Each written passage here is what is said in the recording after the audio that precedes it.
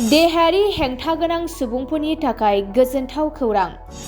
ITI Coaching लानो गोसो गुदुं बेंगुरा सुबुंफोरनि थाखाय मोनसे मोजां खौरां। बेंगुरा सुबुंफोरनि ITI गोहो मावथांखिनि थाखाय बेसेन नाङै आर'जलाइ थिसननाया 2 दिसेम्बर दानसिम सोलिगासिनो दं। बेंगुरा सुबुंफोरनि थाखाय शिशु सरथिजों मावफुंजानाय BTC सोरखारनि मोनसे गोहोगोरा हाबाफारि ITI एबिलिटि प्रग्रामनि थाखाय बेसेन नाङै आर'जलाइफोरा सोलिगासिनो दं।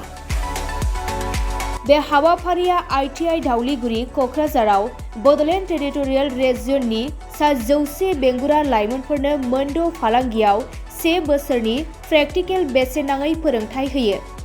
बेवहाय मोननो हानाय फरायफारिफोरा जाबाय COPA, माल्टिमेडिया, सेक्रेटारियेल प्रेक्टिस, बेसिक कस्मेटोलॉजी, सेविं टेक्न'ल'जी, बेम्बु वार्क्स।